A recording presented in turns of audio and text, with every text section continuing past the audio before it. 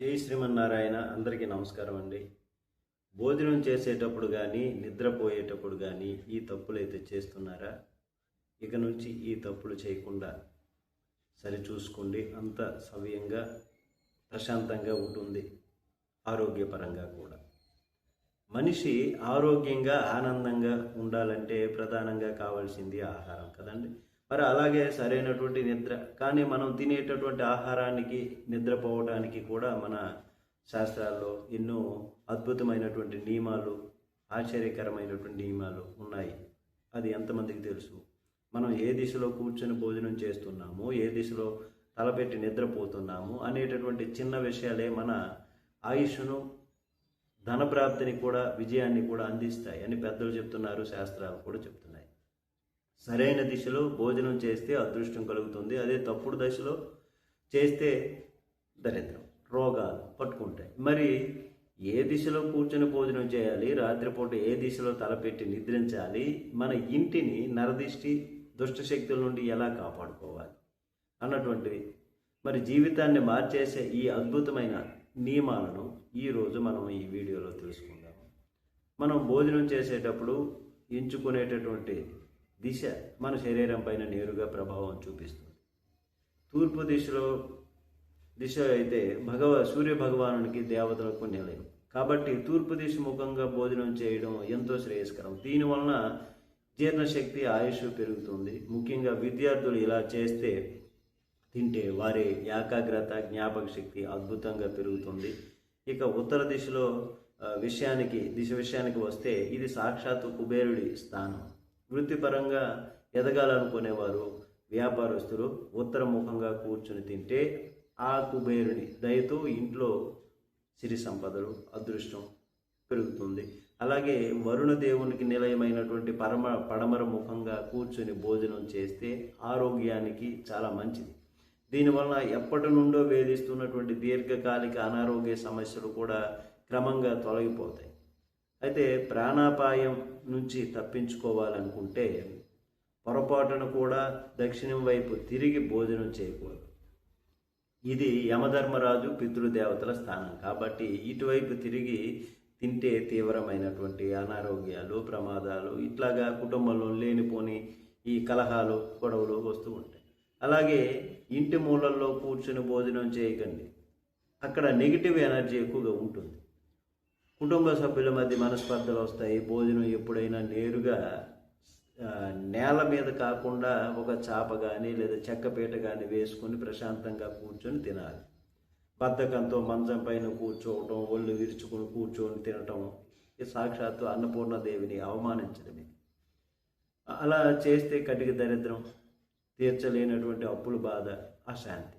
భోజనానికి ముందు కాళ్ళు, చేతులు శుభ్రంగా కడుక్కోవాలి. ముఖ్యంగా తడికాలతో కూర్చొని భోజనం చేస్తే ఆయుష్ పెరుగుతుంది. కానీ పొరపాటును కూడా కాళ్ళకు చెప్పులు వేసుకొని తినకూడదండి. అలా తింటే కటిక దరిద్రం అయితే తప్పదు. అలాగే జుట్టు తడిగా ఉన్నప్పుడు, ముఖ్యంగా ఆడవాళ్ళు, స్త్రీలు జుట్టు విరబోసుకొని భోజనం చేయటం ఇట్లాగా చేయకండి. ఇది ప్రతికూల శక్తులను ఆకర్షిస్తుంది. మనం తినే పాత్రల విషయంలో కూడా పగిలిపోయినటువంటి, సొట్టలబడినటువంటి, గీరుకుపోయినటువంటి ఇట్లాంటి ప్లేట్లలో అసలు తినకండి.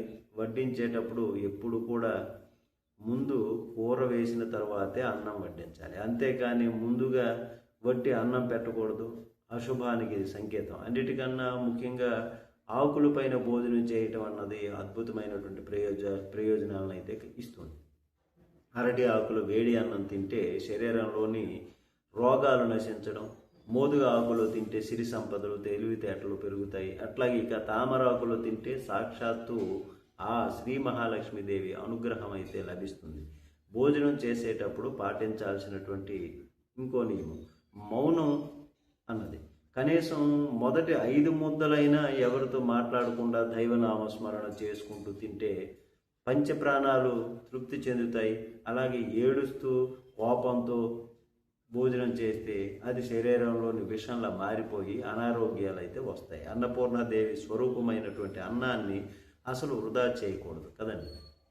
ఇక చివరగా ఆధునికత పేరుతో స్పూన్తో తింటారు. స్పూన్తో కాకుండా చేతి 5 వేళ్ళు ఉన్నాయి కదా, కలుపుకొని తినడమే ఆరోగ్యానికి శ్రేయస్కరము. దీనివలన జీర్ణక్రియ అద్భుతంగా మెరుగుపడుతుంది. మన భోజన సమయాలపైన కూడా మన ఆరోగ్యం ఆధారపడి ఉంటుంది కదండి. ముఖ్యంగా ఉదయం 10 గంటల నుంచి సాయంత్రం 6 గంటల లోపు మాత్రమే ఆహారం తీసుకొని మిగతా 16 గంటలు పొట్ట ఖాళీగా ఉంచితే, విశ్రాంతినిస్తే ఎన్నో అనారోగ్యాలు సమస్యలు దూరం అయిపోతాయి. అలాగే సూర్యాస్తమయం తర్వాత భోజనం చేస్తే రోగాల బారిన పడతారు. ఇక అర్ధరాత్రి చీకట్లో అన్నం తినడం, మిడ్ నైట్ తింటుంటారు, రాక్షస గుణానికి సంకేతం. ఇది మంచిది కాదు. దీనివలన ఆయుష్ వేగంగా తగ్గిపోతుంది. భోజనం పూర్తయ్యాక చాలామంది చేసేటటువంటి అతిపెద్ద తప్పు ఇది. మరి ఎంగిలి కంచంలో చేతులు కడుక్కోవడం. ఎంగిలి కంచంలో చేతులు కడకండి. ఇలా చేస్తే ఇంట్లో ఉన్నటువంటి లక్ష్మి నీరులా ఖర్చు అయిపోయి దరిద్రం పడుతుంది. మరి కాబట్టి చేతులను ఎప్పుడు కూడా సింకులోనే కడుక్కోవాలి. ఇంట్లో అతిథులు ఉన్నప్పుడు ముందు వారికి వడ్డించిన తర్వాత మనము అన్నాన్ని తినాలి. అలాగే భోజనం చేసేటప్పుడు కాళ్ళపైన కాళ్ళు వేసుకొని వేళ్ళు ఇలా నాకడం, ఇది కటిక దరిద్రంగా దాపురిస్తుంది. చివరిగా భోజనం మధ్యలో గ్లాసుతో నీళ్లు తాగడం. తిన్న అరగంట తరువాత మాత్రమే నీళ్లు తాగితే అది ఆరోగ్యానికి అమృతంలాగా పనిచేస్తుంది. ఆహారం తర్వాత మనిషికి అత్యంత అవసరమైనటువంటిది నిద్ర. రాత్రిపూట మనం ఏ దిశలో తలపెట్టి పడుకుంటున్నాము అనే దానిపైన మన ఆరోగ్యం ఆధారపడి కూడా ఉంటుంది. ముఖ్యంగా తూర్పు వైపు తలపెట్టి నిద్రిస్తే జ్ఞాపక శక్తి, తెలివితేటలు పెరుగుతాయి. అన్నిటికంటే అద్భుతమైనది దక్షిణ దిశ.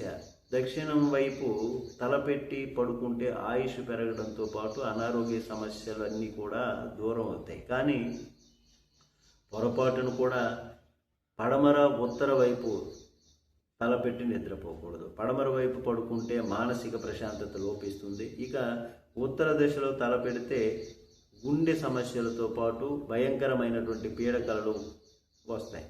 అలాగే భార్యాభర్తలు పడుకునేటప్పుడు ఎప్పుడు భర్తకు కుడివైపునే భార్య నిద్రించాలి. నిద్రించేటప్పుడు ఎడమవైపుకు తిరిగి పడుకోవడం, దీనివలన జీర్ణక్రియ మెరుగవుతుంది. బోర్లా పడుకుంటే నడుము నొప్పి వస్తుంది. ఇక చివరగా పగటిపూట ముఖ్యంగా మధ్యాహ్నం, సాయంత్రం వేళల్లో నిద్రపోకూడదు. దారిద్ర్యానికి హేతువు. పగలు నిద్రపోయే వారి ఇంట్లోకి లక్ష్మి అసలు అడుగు పెట్టదు అంటారు. మనం నిద్రించే మంచం కింద పాత ఇనుపు వస్తువులు అసలు ఉండకుండా చేసుకోండి.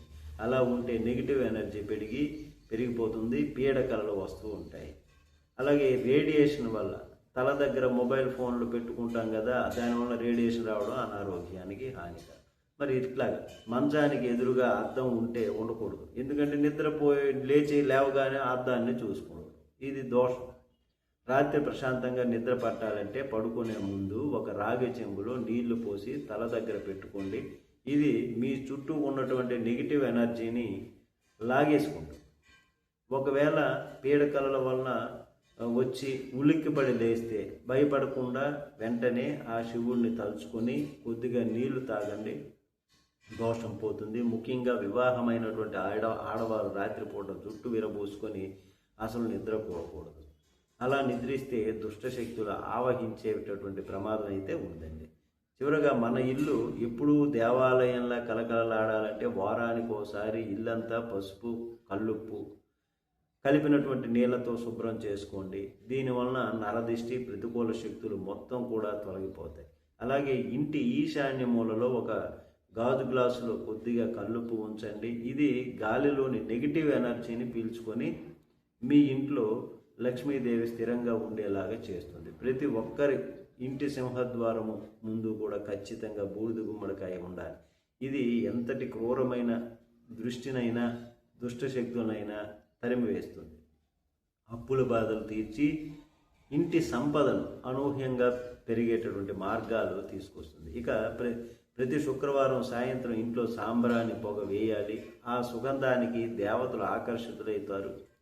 అతి త్వరలోనే ఆర్థిక పరంగా కూడా మంచి స్థాయికి చేరుకుంటారు.